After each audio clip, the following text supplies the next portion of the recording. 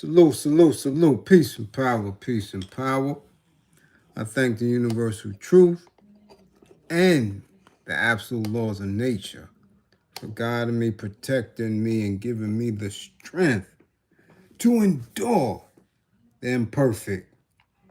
I shall attack with vigor, making progressive moves. A divine mind knows, a divine mind shows all things work in divine order. All things work in divine order. All things work in divine order. Peace and power to the people that struggle. Salute, salute, salute as you come on in. Please know that you are in a safe space. Please know that you're in a space of learning and getting learned up. Know that you're in a space of educating and being educated. Know that you are in a space of comments, concerns, questions, answers, dialogue, intelligence, questions and answers, truth, all on a path towards true liberation. Classroom assistants, as you come on in. Yes, as you come on in, my classroom assistants, please have all contact information in the chat for the duration of class. Please have all funding information in the chat for the duration of class. If you or anyone you know is in need of anger management assistance, please don't wait till you find your way on somebody's social media, on somebody's TikTok, hemped up, cuffed to the back, all type of scrapes and scabs and ashes and all that all on you from trying to evade the people. Don't wait till you're on the news. Please book you an assessment. Learn, find out about yourself. Know for sure if you have an anger management issue. If you or anybody you know, in all seriousness, believe that you may be witnessing or yourself involved in a domestic violence situation, please book an assessment. Learn the warning signs. Find out the alerts. Know exactly what you need to know in order to survive and thrive up out of the most common form of violence that's going on today, domestic violence, right? And domestic isn't only between a man and a woman, just isn't between people who are a couple. Domestic is family as well. So please, if you believe that you or anyone you know is in that type of situation, reach out for an assessment.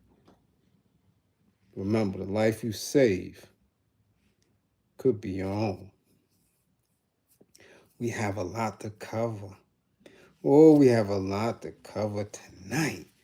A lot of people need to get tagged tonight. Especially your classmates. So if you notice in the chat that some of your classmates aren't in, give them a little nudge. Tell them to get to class. Don't be foul. Help them out. Because you know what they're going to get. Yeah, DeJuan Clark. Much appreciated for the green screen. You know what they're going to get. So tell your people, share, like, get it out. Get your computers right, get your TV right, make your TikToks, do all that stuff that y'all been doing. Okay? This is going down. We got a lot of people to tag tonight. Please, somebody tag the minister, Louis Farrakhan. Tag 45. Yeah, tag 45 too while you at it. While you at it, somebody tag Professor Karenga. Tell him to bring his ass to class. CG, much appreciated for the green screen. Yes. Somebody, anybody, please tag Tyrese and LaKeith Stansfield. Yeah, tag them to class. And tag the supporters of Larry Hoover. Because we got some questions. We do. We have some questions that need to be answered. Okay? So all of them need to be tagged. But before we get to that business, we gotta get to the business at hand. Yeah, y'all. Yeah. Yeah, Heart Tunes TV. Salute. Sade. Sade, classroom assistant is in the building. And we know what you've been going through. And we send all of our healing strength and power to you.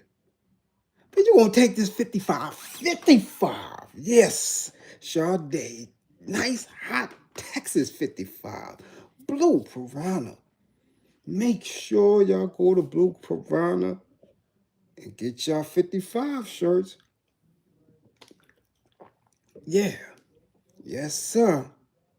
Ta-ta. Salute. Rugi Hauser. And a spotty spot. Christian Palm.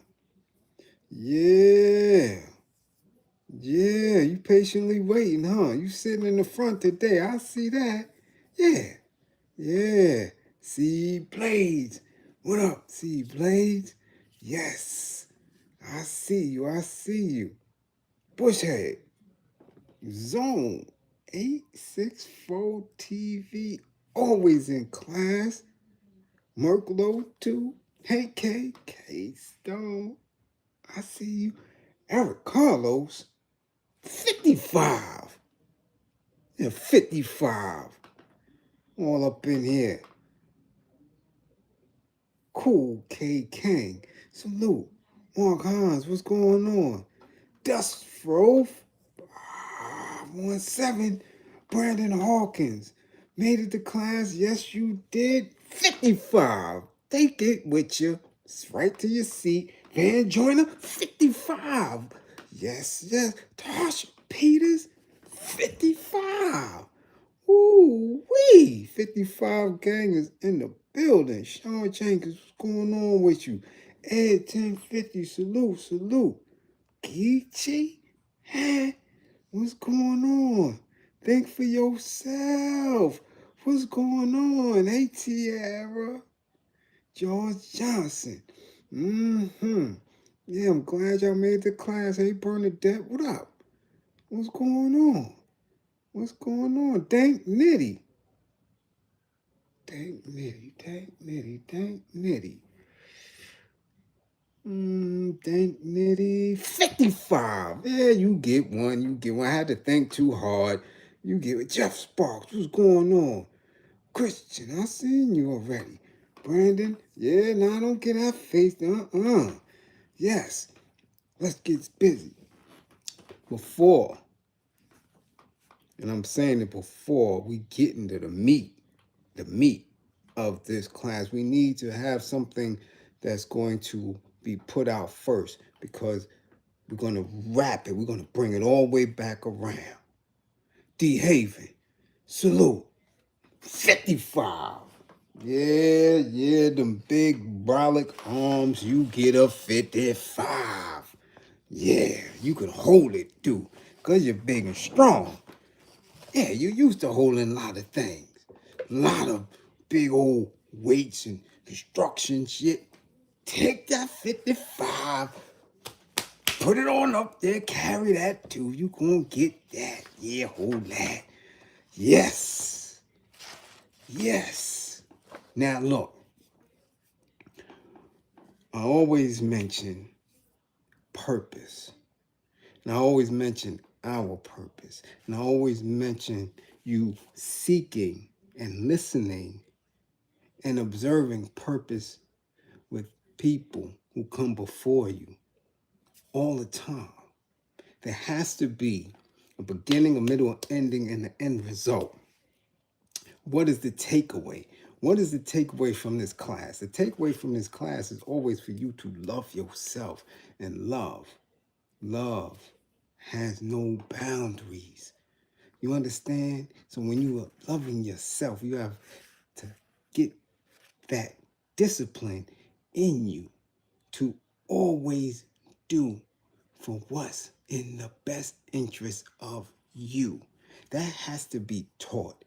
We have been beaten into submission, into believing that we are not supposed to take care of ourselves. You understand? That is a conditioning. So we believe that we are supposed to take care of everything and everyone. So we got to get up out of that. That has to be eradicated. You have to believe in yourself. This way you can believe in your family. You can believe in your community. Do you understand? That is something that has to be taught. And then once it's taught and understood, you have to have the discipline to follow through on that. Okay? So the takeaway for this class, the takeaway is always for us to build liberators. You get it? For us to build liberators. So our end result will be our liberation, true freedom, a true recognition of who we are and our potential to be greater. So that's the takeaway all the time. Why is that the takeaway? Because we are still oppressed. We are still enslaved. So if nobody's telling you about that shit, if the information that they're giving does not measure up to that right there, then they're doing you a disservice. Now, how do we get in this position? Most people don't question that. They only question the part that we are consistently being beaten ahead with. Chattel slavery, enslavement, right? The transatlantic slave trade, right? Nobody's getting to the meat of before and how these Euros got to that space, got to that point. And they got to that point by, again, as I always tell y'all, the figment of their own imagination, their own dominance. That's a figment in their imagination. And because everybody else has fell in line with that, this is why we are here today.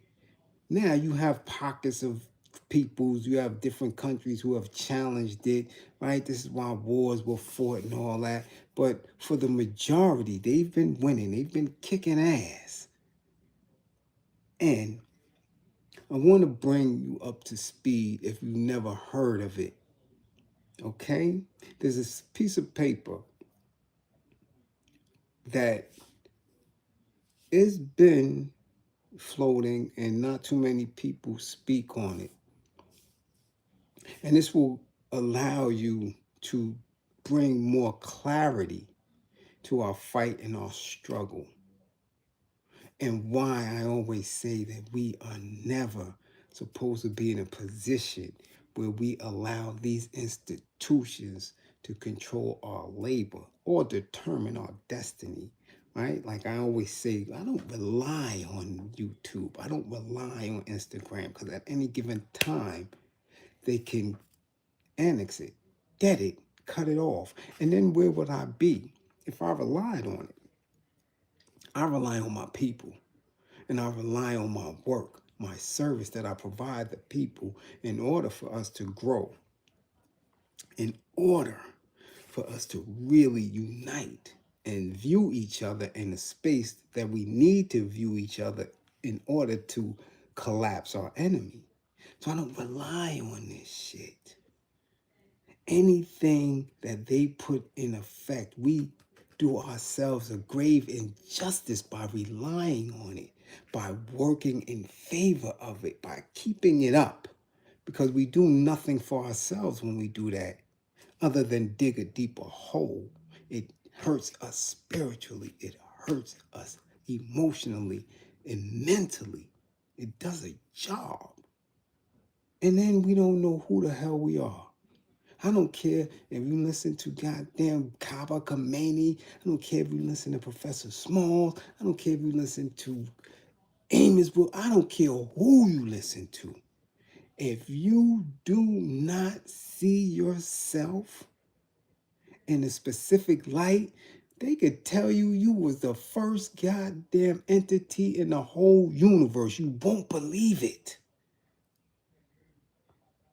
You understand? You won't believe it. You won't.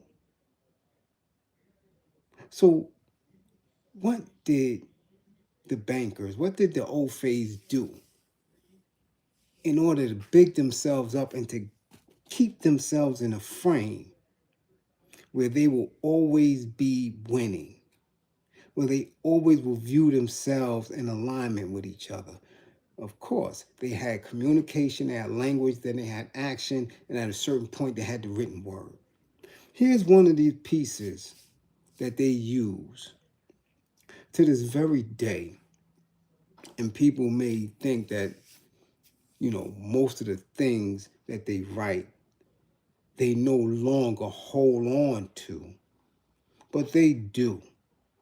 And it's documented and it's absolute fact. They don't hide this shit. The days of mysticism, the days of an illuminate, the days of secrets, and that shit is gone. Too much technology. The only thing they keep secret from you is when and where. You understand? But most of this shit is public information, is right around. And the biggest gatekeepers, sadly, are our people that deal with them, that allow them in their grippers, that share their bed with them, that share their dreams with them, that share their energy and conglomerates with them.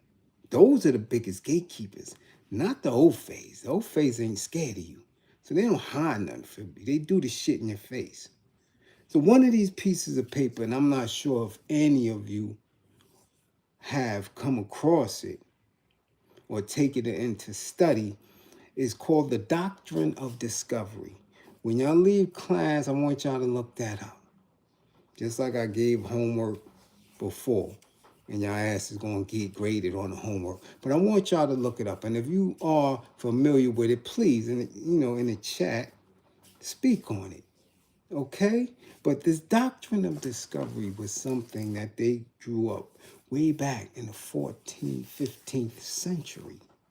And this is a piece of paper, right? This is something that they manifest, they put it together, and they lived by it. And in it, the language alone allows you to know exactly what they think of you and how they got to where they are today. Okay? And it isn't pretty.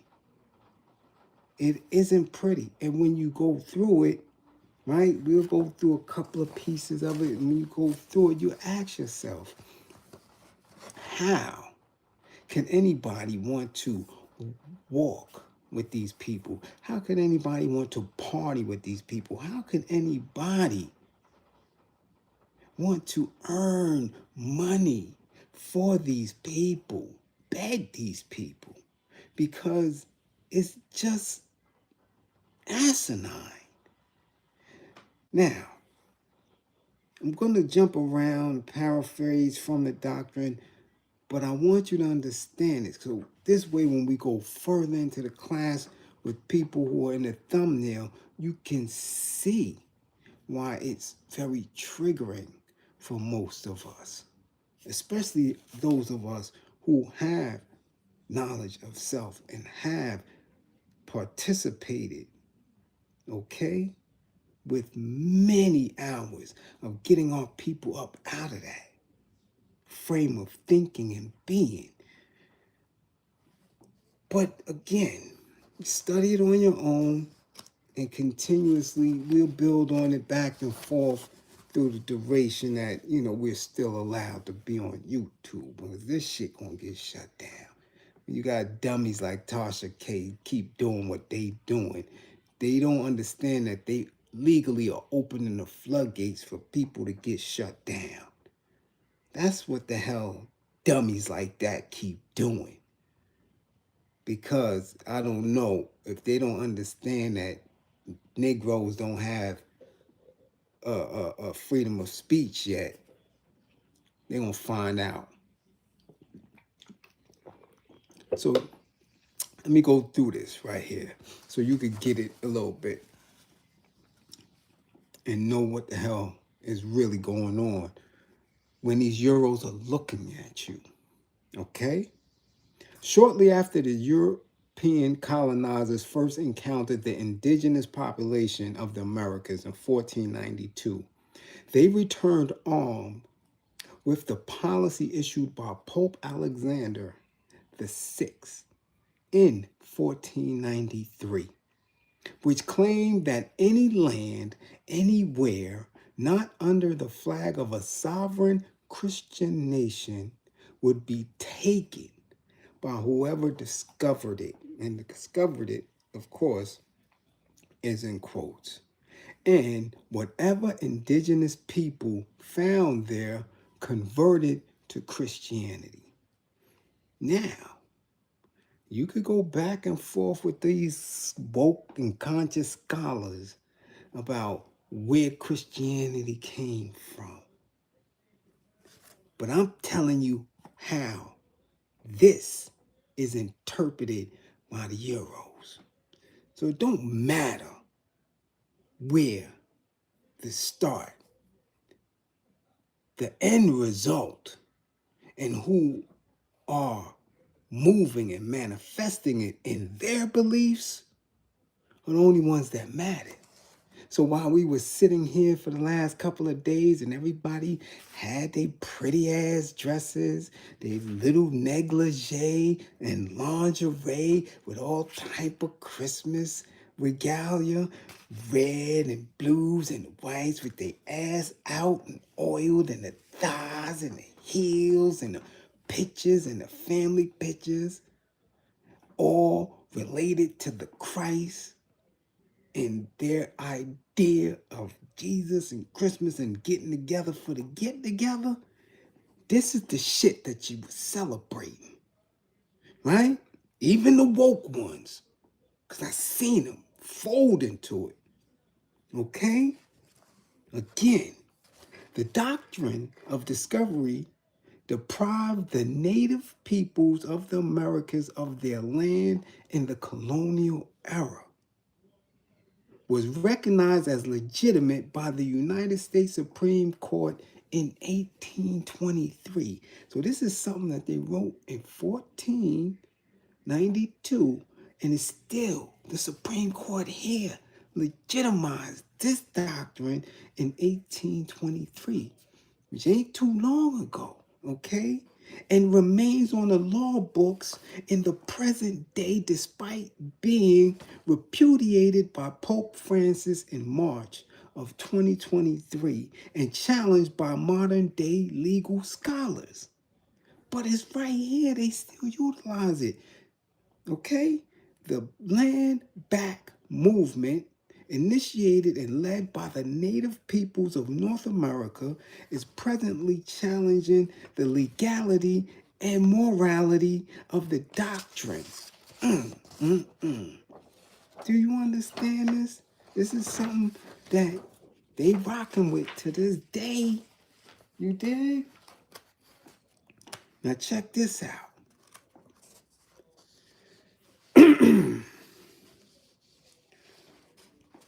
Even declared the policy which had held when the region was under British rule was still sound now that it had become an independent nation.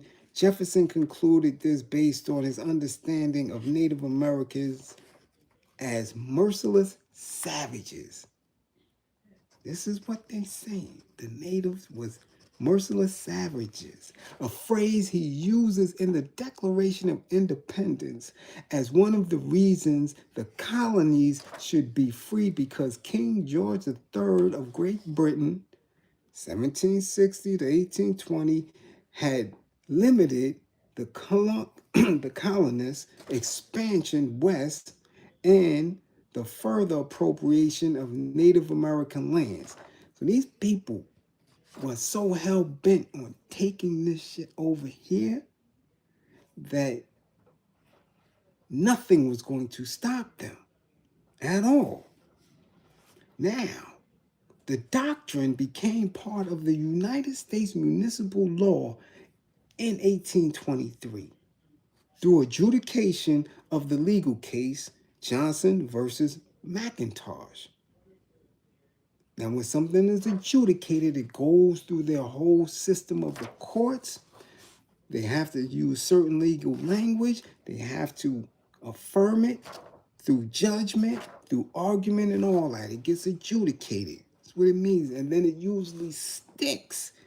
Okay? Now listen, Johnson, who had inherited lands purchased from Native Americans prior to the American Revolution. Okay? Listen now. Prior, he bought, which the Native Americans never understood, because they didn't believe that you can own land, and we'll get to that. Very spiritual, right? You can't own land, it's like you can't own people. So all that fictitious shit about they sold Manhattan for trinkets is a lie. There was no language in their tongue that was able to communicate ownership of land. Okay? Boom. Johnson, who had inherited lands purchased from Native Americans prior to the American Revolution, sued McIntosh, who had purchased those same lands from the United States government after the Revolution. Chief Justice John Marshall of the United States Supreme Court ruled that the doctrine of discovery not only justified the appropriation of the lands of non-Christians, but also of their persons, condemning them to perpetual slavery as enemies of Christ. You get that? I want you to understand that. Understand that, okay? You get that? Oh my goodness. Listen. It gets deep. It gets deep. Right? Check it out. Now let's go back to the first part of this doctrine. Its first appearance was in the papal bull known as Until Different, issued by Pope Nicholas V on 18 June 1452 to Alfonso V of Portugal to validate its appropriation of regions in West Africa.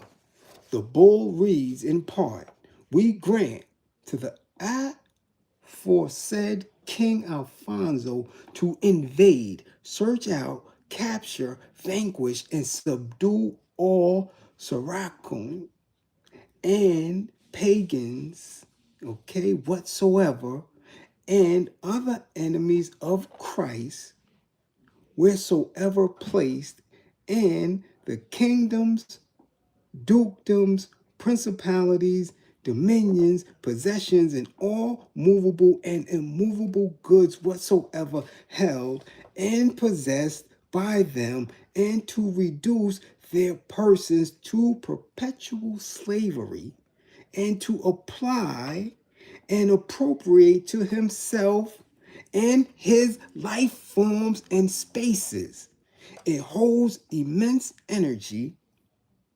From a native perspective, one cannot own land. Okay? Do you understand? This is where we at with it now. Dig and understand, this is their thought. This is in their DNA. Okay? From a native perspective, one cannot own land, yet one may live with the land. Our regenerative relationships to land are based on generations of deep interconnectedness that have been taught through our cosmologies, ceremonies, and languages. Native peoples acknowledge that these ongoing connections require responsibilities to the natural world. As I always said, these bankers, these Ophies are enemies of nature, right? They are enemies of nature, enemies of humanity. They believe in fiat money, crypto technology. They are enemies. This is why we're going through this global warming and all this other shit. These people are enemies of nature. So when you're telling them your dreams, they don't care about your dreams.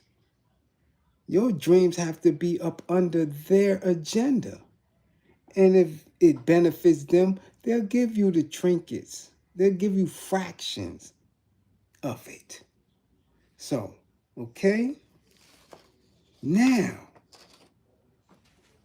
when they got here, the Europeans who arrived in North America had no such understandings of the land, and encouraged by the spirit of the doctrine of discovery, felt no need to try to understand how the indigenous population might view land ownership in a vastly different light from their own ownership, differed significantly from the European understanding. Listen to what I'm saying. Americans, I'm telling you, right? They came, and they came with one thing: to conquer. That's it. So when you hear people speak of land ownership, real estate, big business, commercial property, all these terms are up under the definitions, the codes, the specs, right? The blueprints of these OFAs, of these Euros. So sure, you're going to get it based on them allowing you to get it.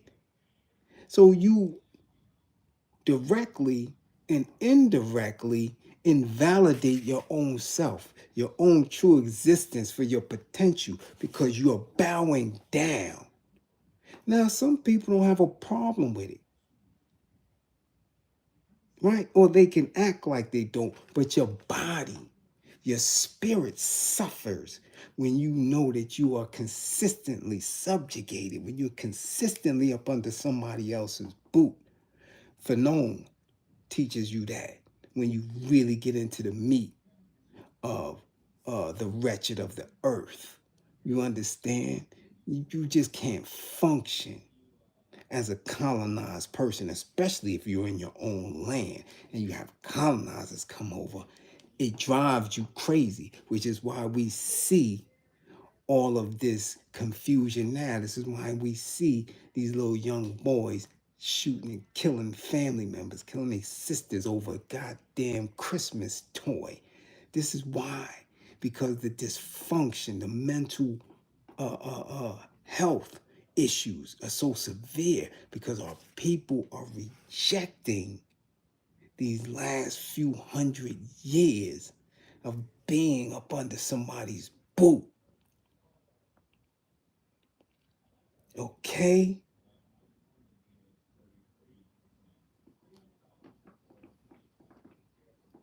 You can't do it, but for so long.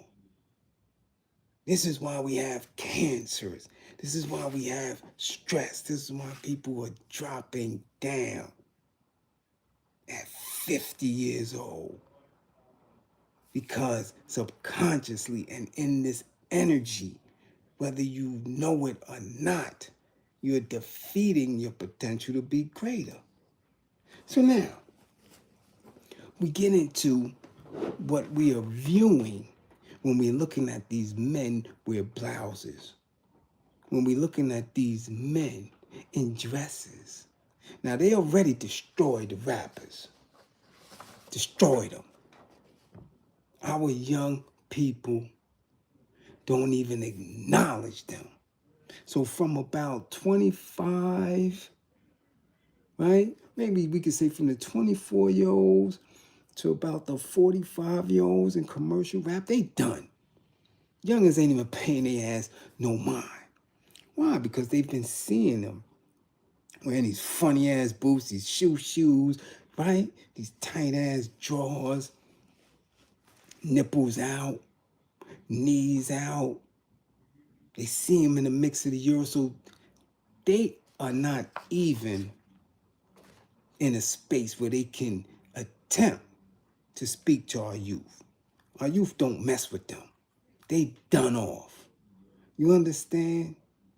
So when we are looking at these dudes and we're seeing them consistently in our face, I want y'all to understand that when they talking about these deals and these partnerships and all this other weird shit, these dudes are just basically going on Shark Tank, but y'all don't see that. I don't see that. So when you see, I don't care who it is, Nas, Jay, Cam, Mace, Gidley, Wallow, any of these dudes talking about these new deals and partnerships and all this weird shit, all they did was go behind the scenes to a bunch of other OFAs or bankers who have something established and they made pitches to them. All these people came to them and said, well, based on your influence, based on your numbers, based on how much your own people speak about you, maybe we can work something out, right? So when you start to watch Shark Tank on a regular basis and see how they scrutinize people that come through there, they're doing the same shit to these rappers who are of a certain age. Okay? So when they talk about they make these liquor deals, when they talking about you see these dudes on these goddamn insurance commercials and all that shit, they go on the Shark Tank. Y'all just don't see it. You don't see it, especially if they ain't making no music. If they came through the door and they came through that door making music and they're not making any music, they're worthless. They're worthless to the industry. And the industry, we already know, ain't selling shit. So they done. So now that they finished, the rappers by putting their ass in dresses and skirts and shoes and kilts and blew out their grippers. Now they went after Hollywood, which is easy because the majority of them thespians, they're already that way anyway. We already know from the Rock Hudson documentary, right? That was the other homework assignment.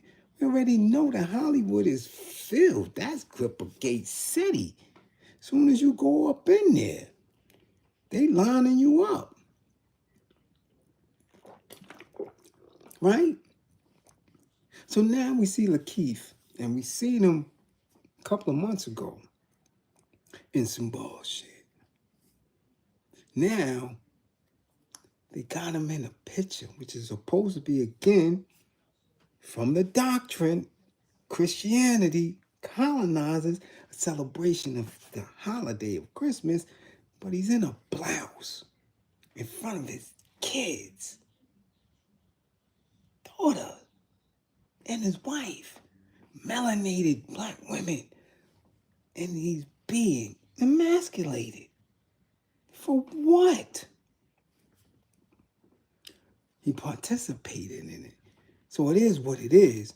But for people who may question it and say, nah, that's just a fashion statement, I always told y'all, fashion statements or uniforms perpetuate something. There's a purpose for it. And for those who just say, oh, that's a nice shirt, let's see. What is a blouse? because that's what it looked like to me. Before discussing the difference between a blouse and a shirt, it's important to understand what each piece of clothing is. A blouse is typically a looser fitting top for women, often made of a thinner, more delicate fabric. That's what your man had on. A delicate fabric that he had these big, soft, flowing like sleeves. Yeah. Very thin and colorful.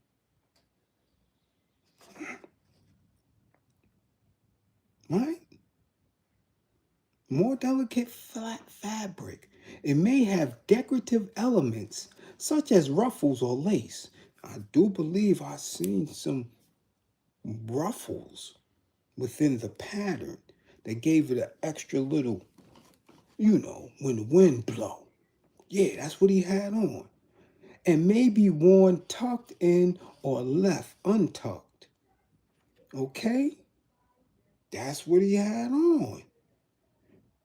A shirt is typically a more structured fitted top for both men and women, often made of a sturdier fabric.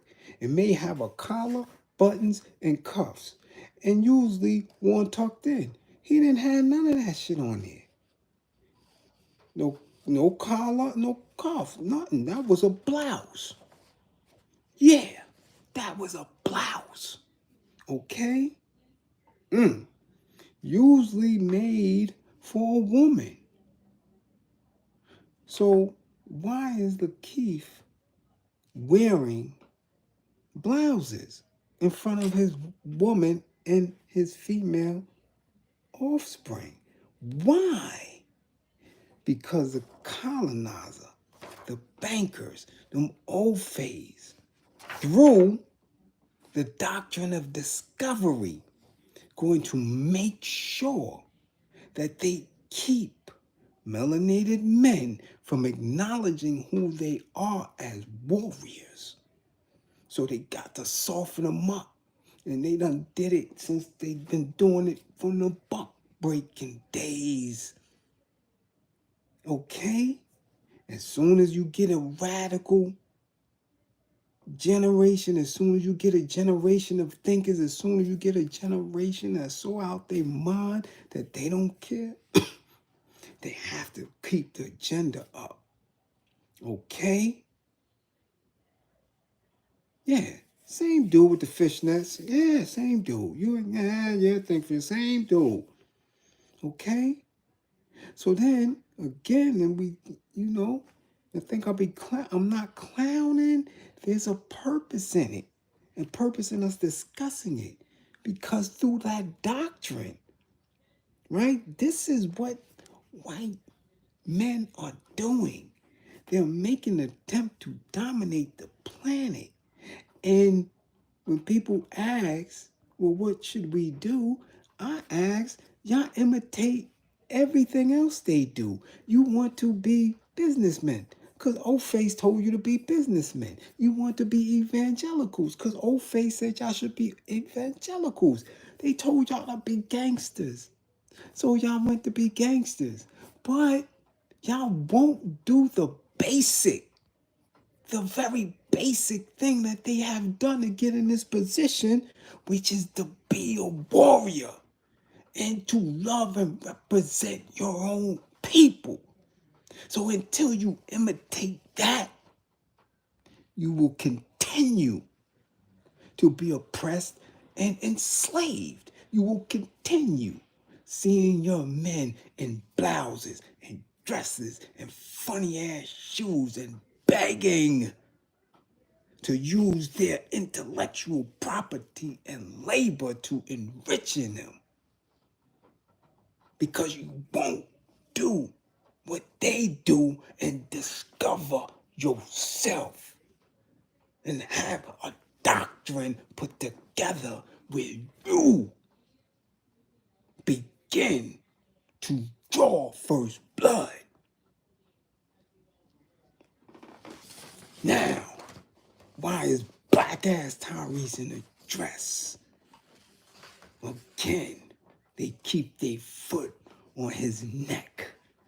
because of how much melanin is in his skin. They keep him. They got him. And they did it to him ever since he had so much critique of black women. They showing him, yeah, we got you. So now they put him in a red dress.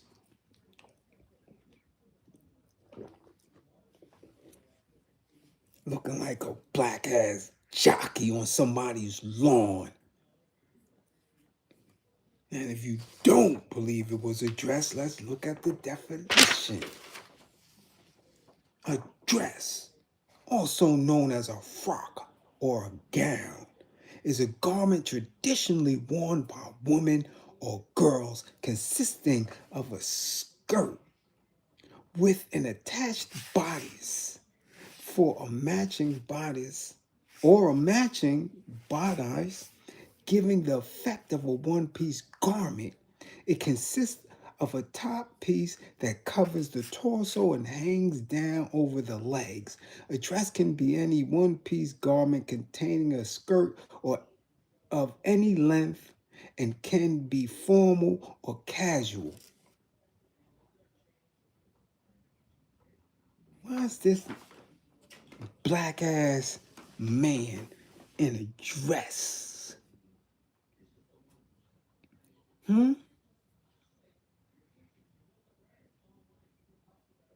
Why? You understand? They done showed him. They unmasked. They took this man, kids, seed on him, destroy him.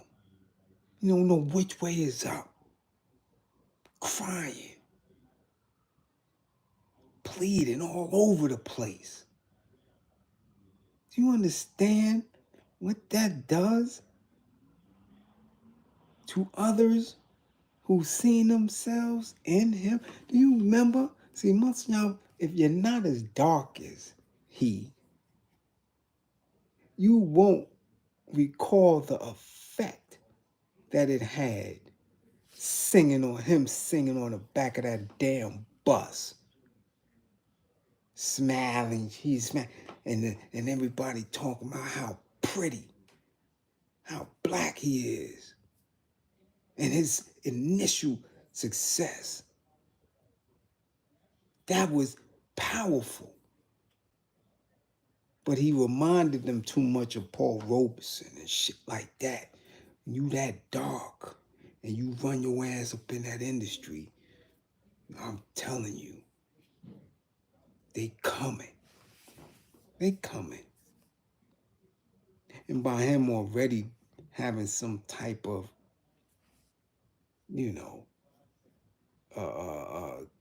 despicable feelings towards our women and him voicing it, he was slim pickings, easy pickings. So now they're going to run through Hollywood. They're going to run through Hollywood. They already knocked off anybody in Hollywood that was heterosexual, that presented, that identified as a heterosexual man, black man, melanated man. They got them out of here. Homie from the Chi, out of here. You understand what I'm saying? They got Wesley up out of here. You understand what I'm saying? They're not playing. They get you up out of that whip. They're not going to pay you, black man, tens, 15s, 20s of millions of dollars to have the world adore you. Idris got his ass up out of there. You understand? Jamie Hector ass up out of here. You out of here. So now, if they don't knock you off, or make sure that they put somebody in a position that has a vice already, that they know once they get that money in their pocket, they're going to knock themselves off. They're going to emasculate you and make sure the people don't know where you stand, especially when they keep seeing you in blouses and dresses. You don't have no credibility. You can't come to no community talking about protesting, talking about shifting somebody's politics, talking about shutting down everything in the community that has nothing to do with our growth. You can't come through there. We seen you in a dress. Nigga, we seen your knees. We seen your nipples. Nobody taking you serious.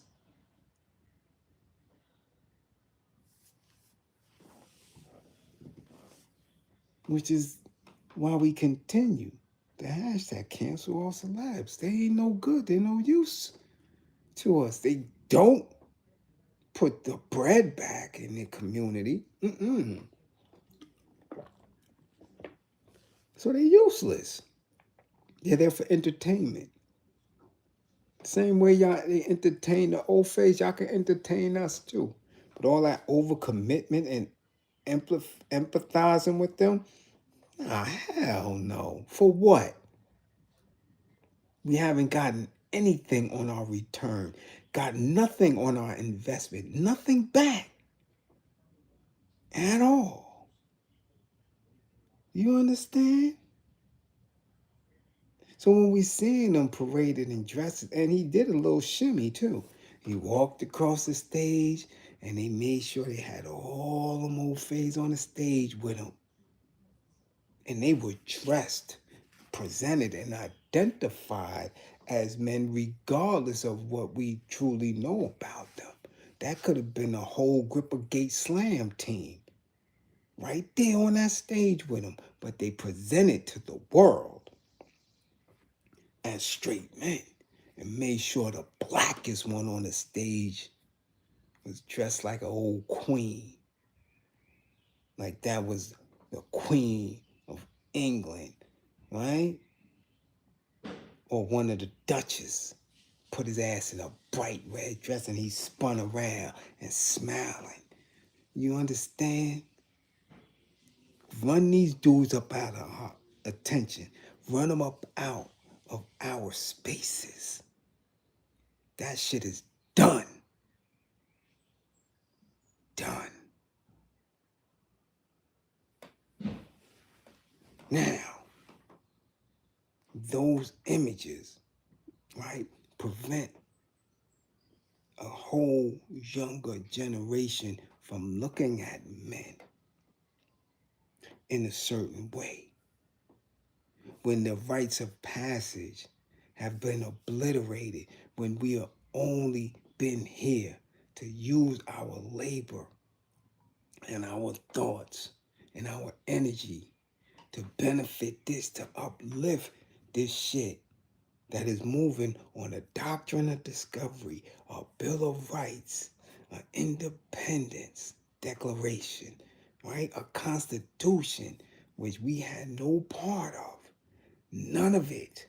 They showing you from the initial paperwork, the initial doctrine of discovery, that they was to come through and kill everything moving.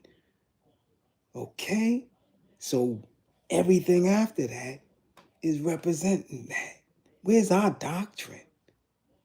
We don't have a doctrine. They're using Christianity to do it. Where's our doctrine?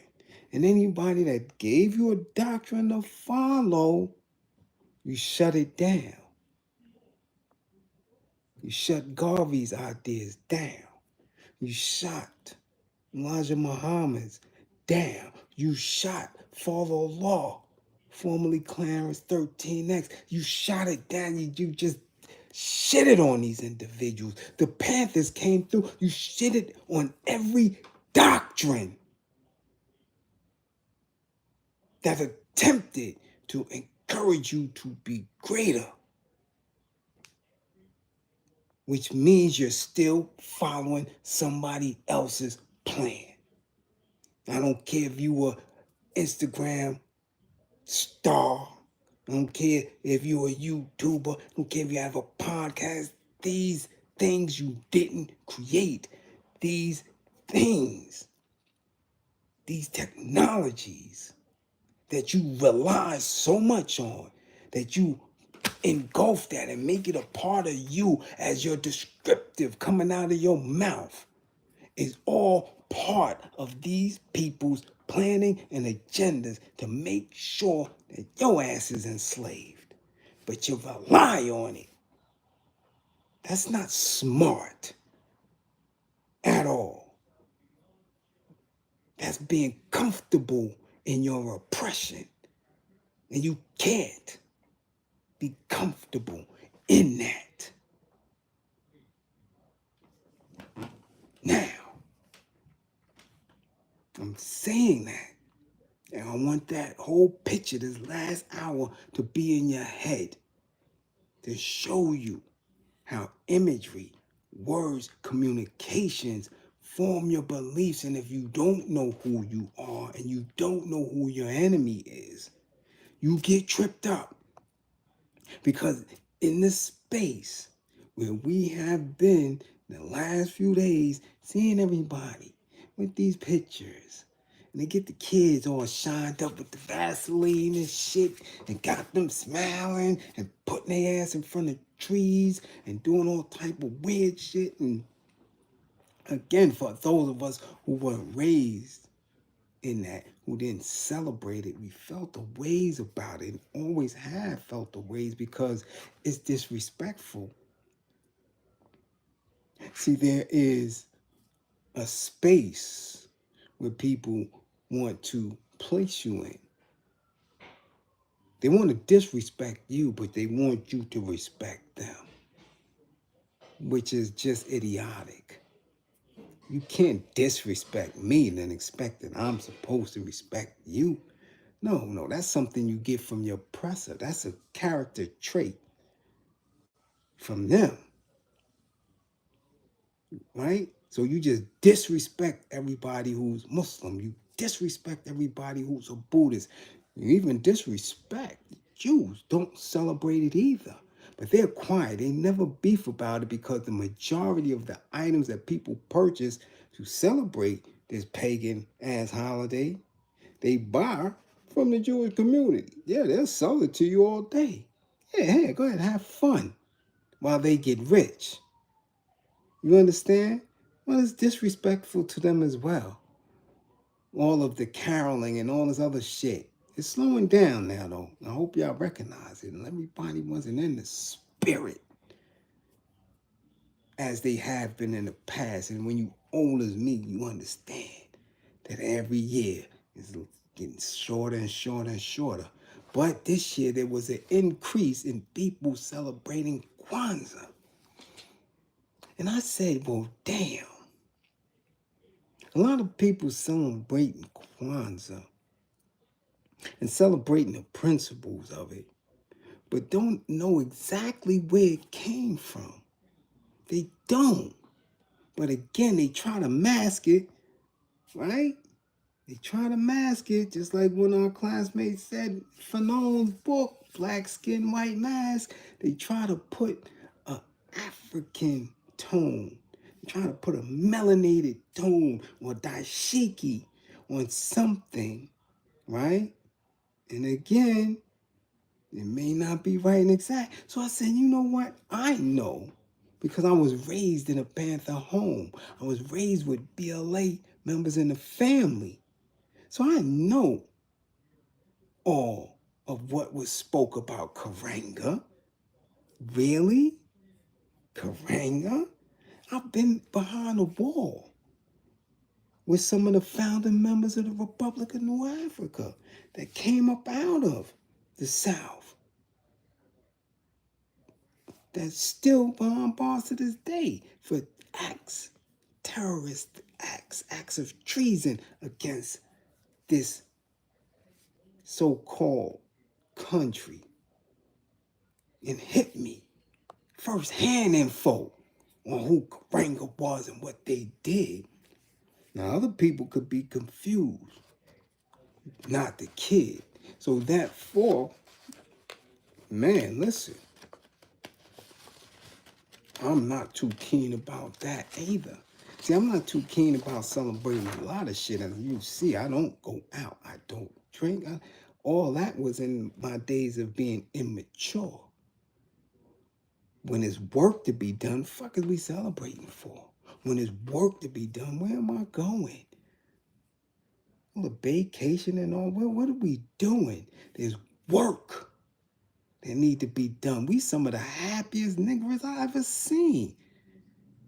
You want to get mad at Jim Crow era Hollywood and putting these images of you always chucking and jiving and dancing, but y'all doing that shit consistently on these apps.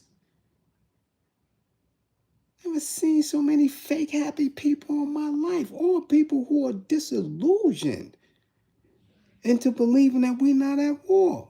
But let's get in it. Let's get in it. See, there was always speak of Karenga being an agent. Always, from the beginning.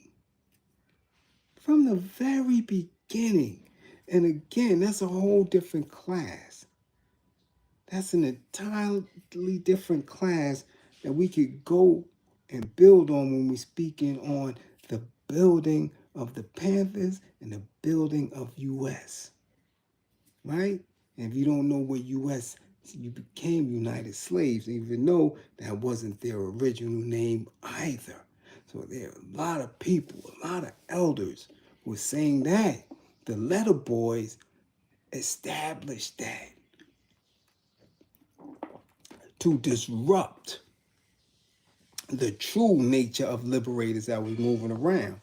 So again, what a lot of people don't know, especially of this new generation, is that Karenga went to jail for torturing black women.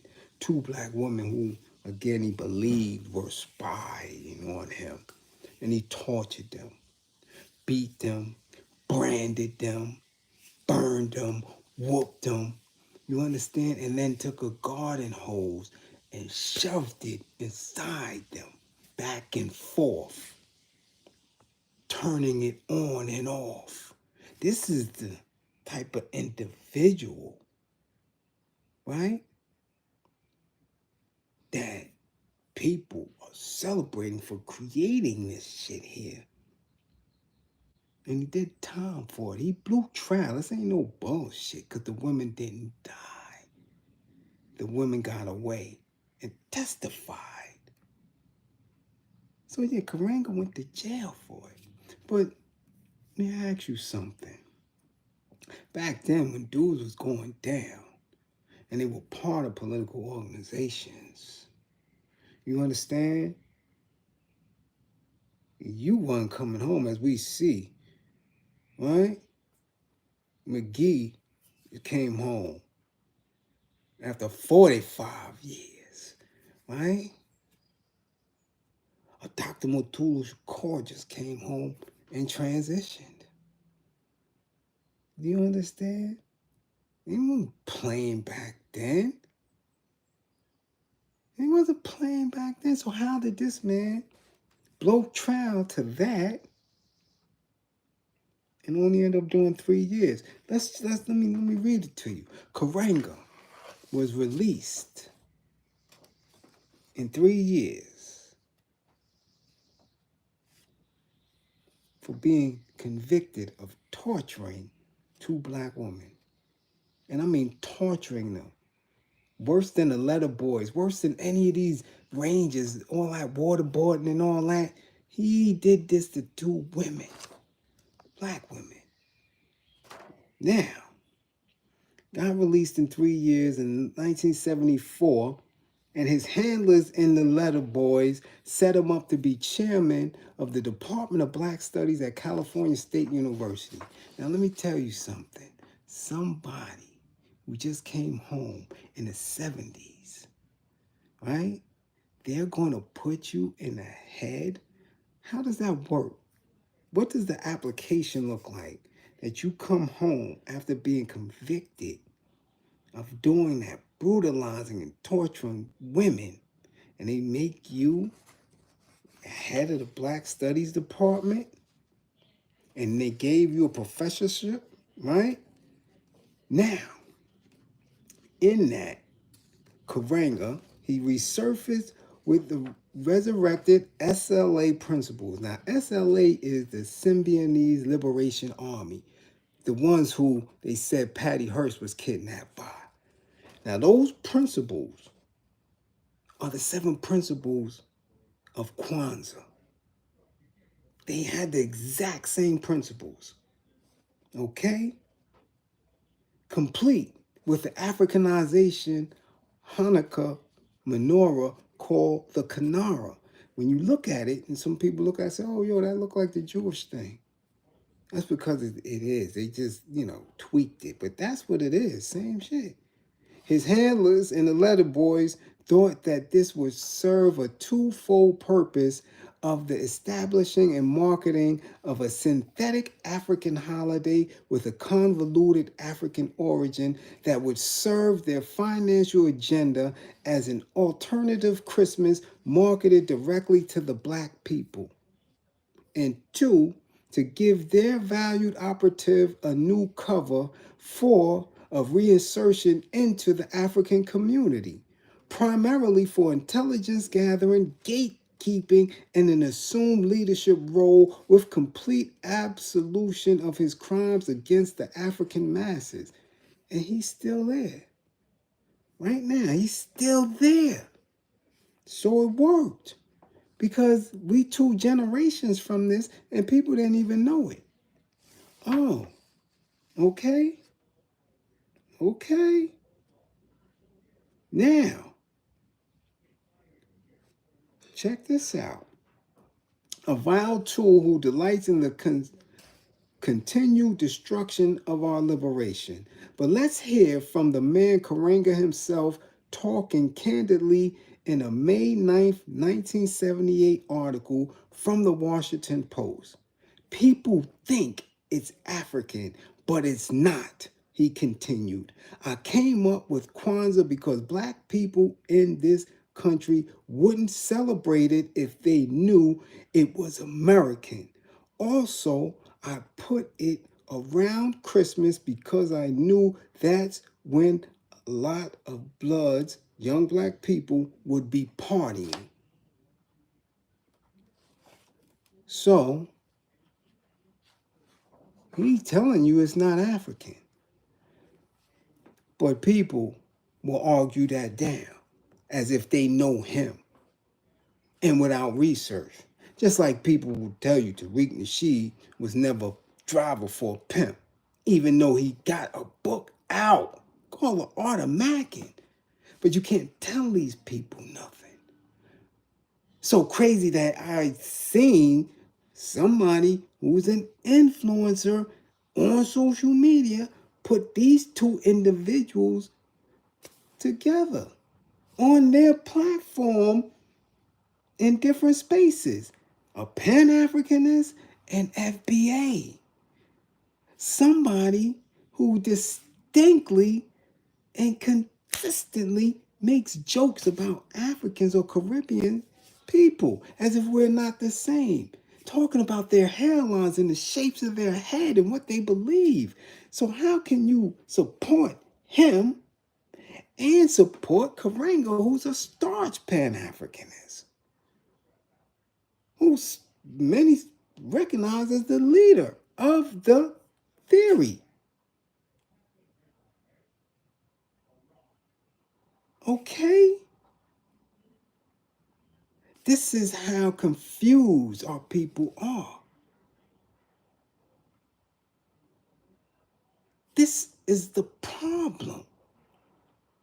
But in all of it, our people are so emotional and never get to the purpose, never have a solid manifestation of who they are or where they're going, because we have no doctrine of discovery. Okay? No, he wasn't wasn't no pimp. More of a simp and a driver. He ain't have nothing on that track. I'm not going to go into that aspect of it, but trust I know the life well and the players. Nah. wasn't bona fide to put nothing on no track. Okay?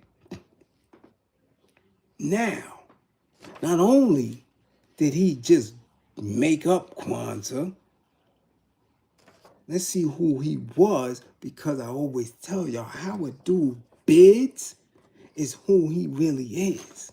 I've seen dudes do 20 years under a bunk and come home and talk about how he was regulating in jail. I've seen dudes scratch their ass for 8 years. I've seen dudes go in a room, go in a cell and don't do nothing but jerk off for 12 years and come home talking about he was a killer. He did this and did that.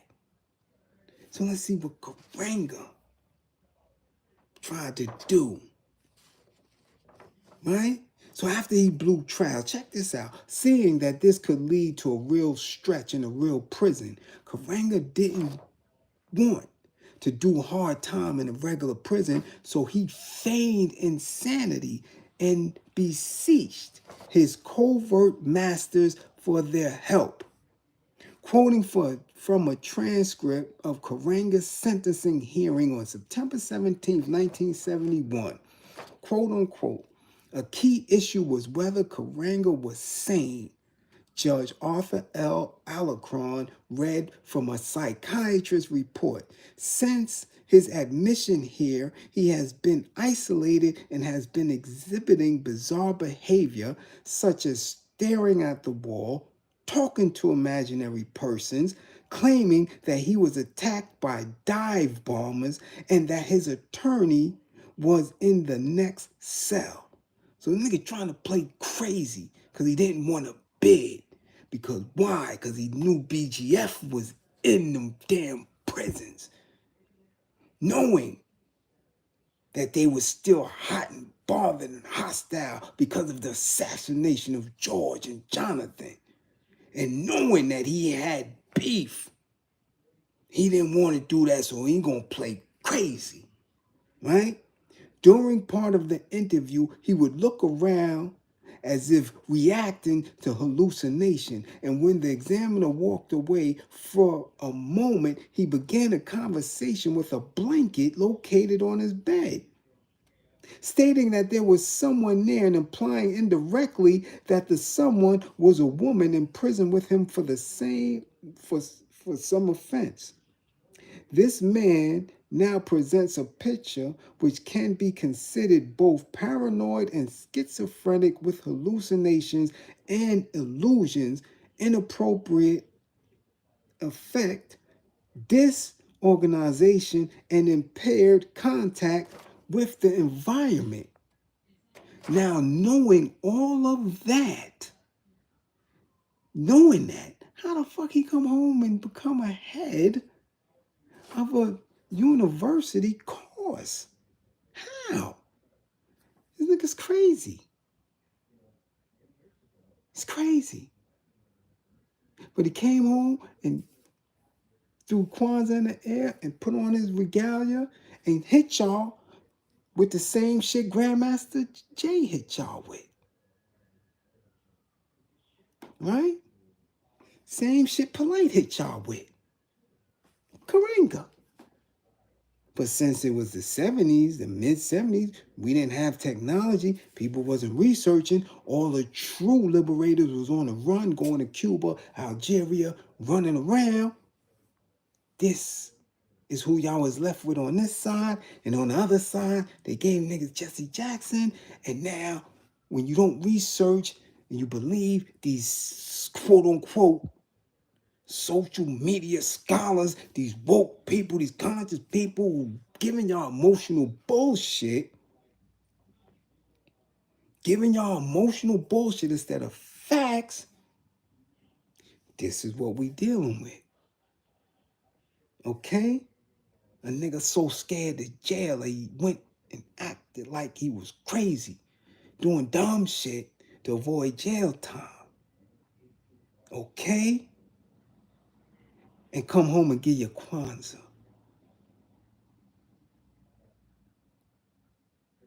This is what a lot of our elders knew, and be quiet and they don't say. to save face. To save face. You understand? So when I tell you dudes don't be on my level, they're not on my level.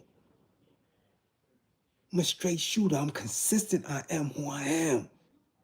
They don't have this intelligence. They're not trying to give it to you like that because they can't. It's not their lane. But it all trickles down because when you start watering things down, now people act like they believe that they telling you so much or that they are who they are. They ain't nobody. Okay? So this is where we at with it. This is where we at with it right now. People will swear to death that Kwanzaa is African, that this is what we supposed to be doing. And not researching it. And not knowing where it's coming from. And not knowing who put it together, how, what, or why.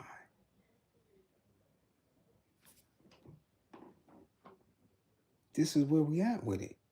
But again, when you point it out, because of your lack of numbers and audience, you a hater.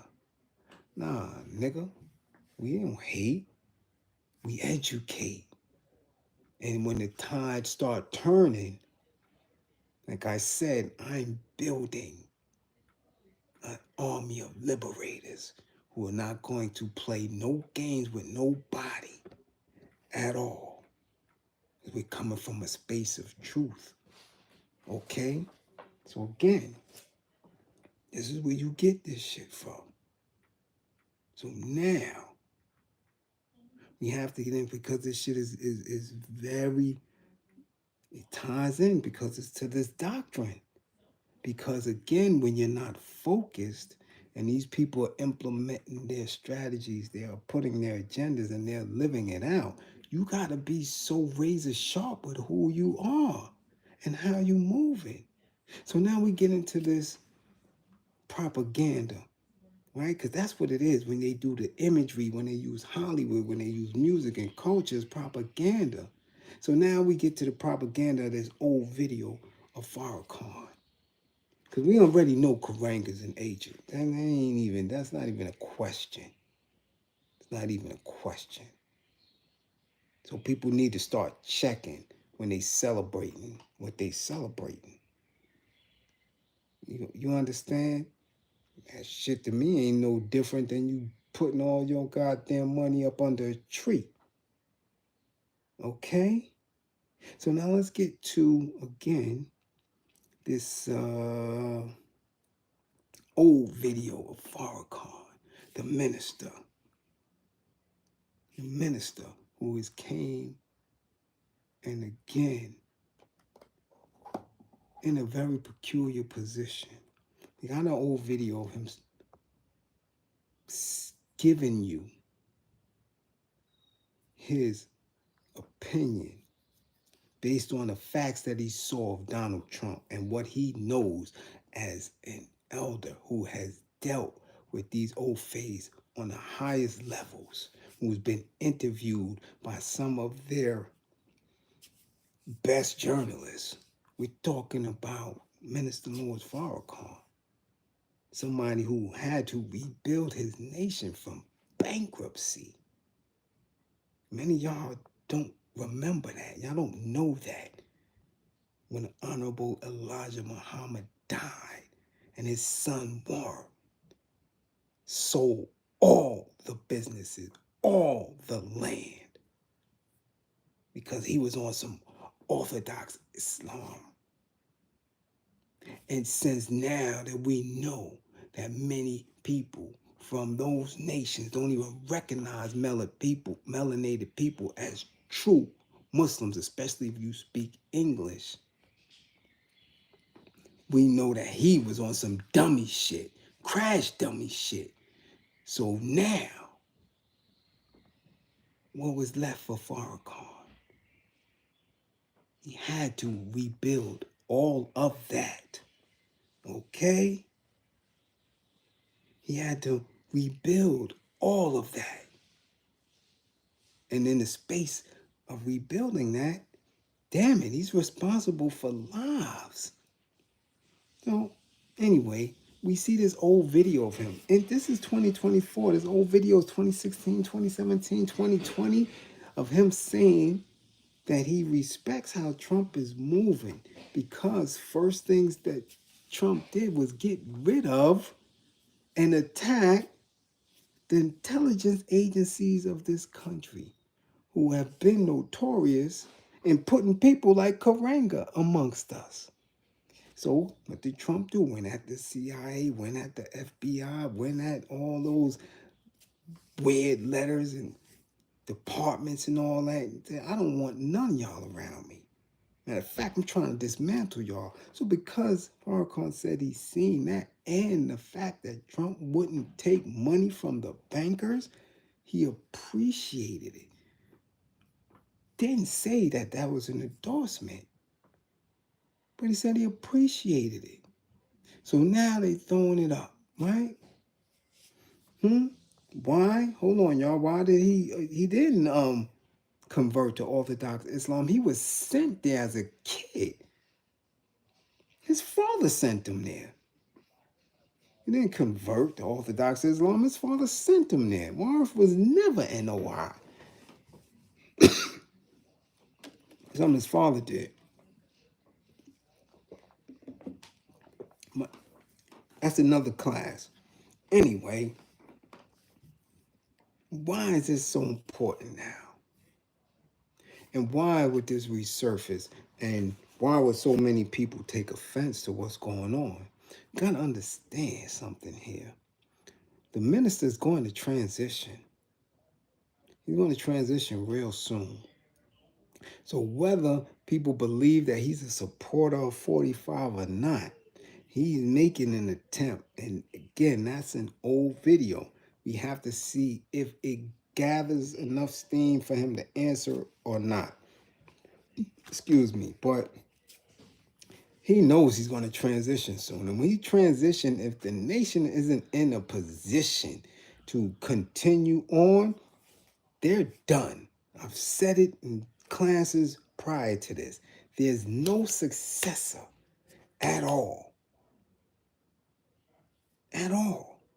We're talking about a man who has sat with national and international leaders across the globe. There's nobody within the nation who has done, who can continue that space.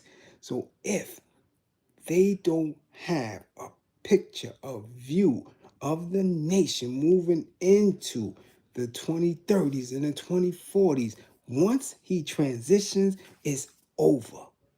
So if he can at least get them in a position where they will be financially set until they get it together, until somebody else can come in and move and organize with a new doctrine, a new way to move them. That's it. That's it. And he knows that. So for those of us who's not up in it, who's not under it, who listen, we look from the back and that's it. All this trying to take a position on whether or not he's supporting 45, not our concern, especially if you're not out there with a bow tie, if you're not out there selling a bean pie, if you're not out there selling Final Call, if you're not out there with the fruit, it's none of your business. It's not. Because they're still out there. They're still going corner to corner. Okay? So this over-critiquing of what Farrakhan said years ago, this is propaganda, yo. Again, this is them making sure that our black men are not viewed in any radical light. That's it. That's it.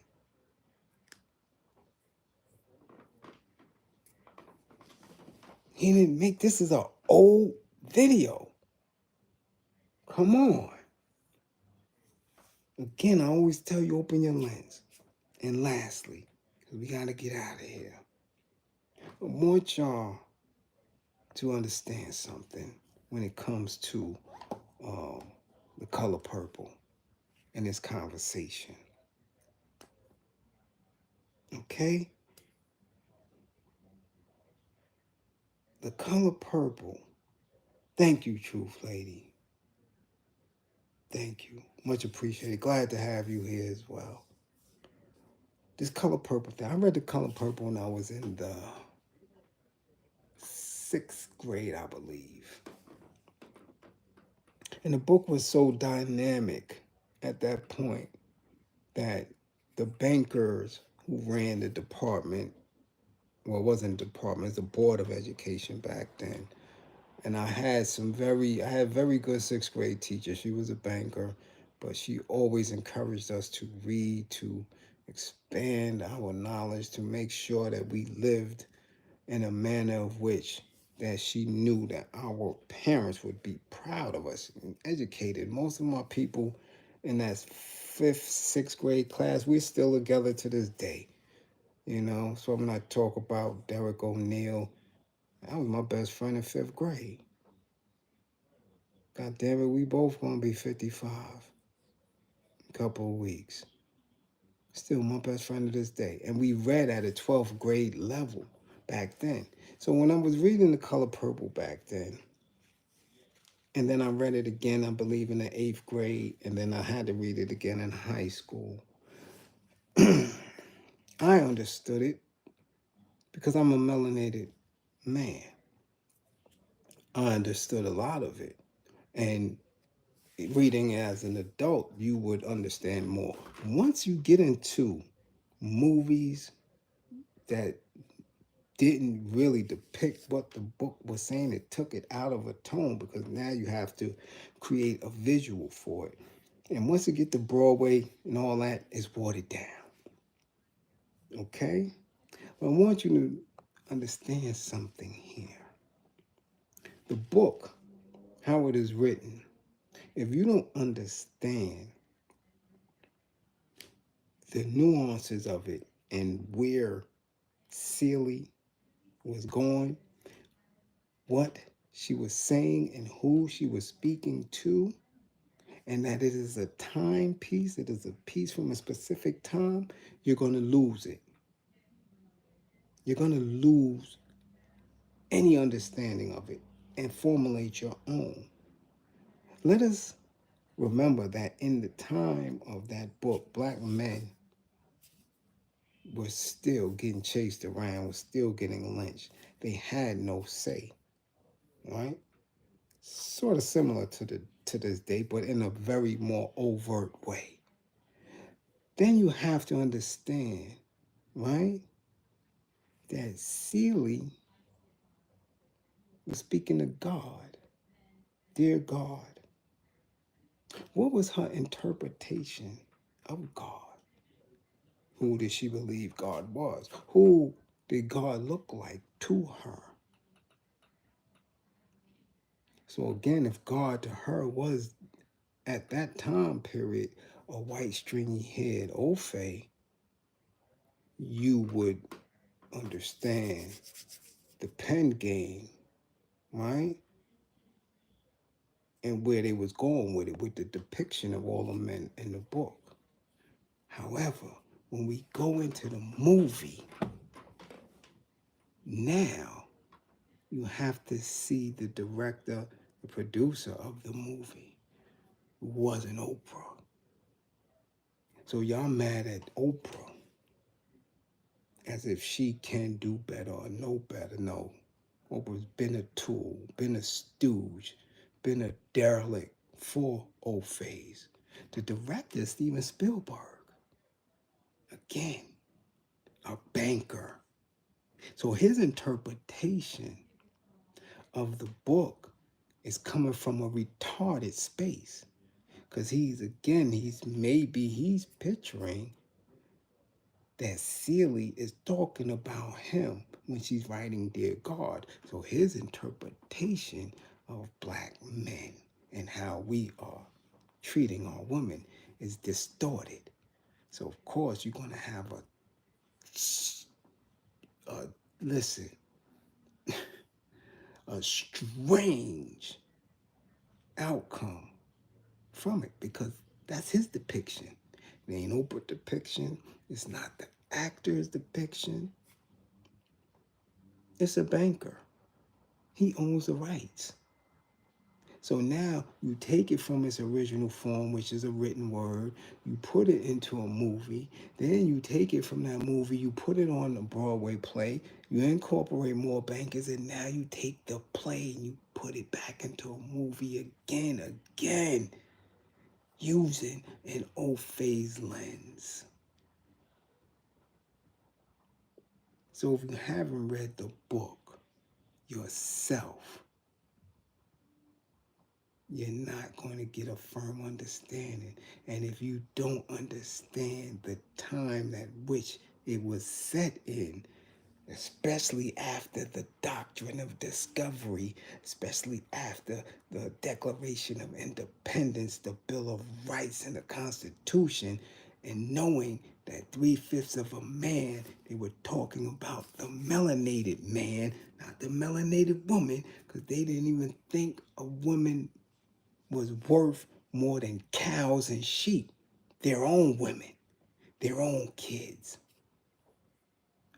Bankers, old phase, don't care nothing about their women and kids, so they damn sure don't care nothing about yours. 3/5 of a man was for melanated men. So to think that Oprah had anything to do with this shit is laughable. Okay? This is Spielberg's depiction of black men. It's Spielberg's depiction of black men. Okay? I suggest you read the book and don't worry about these movies and plays.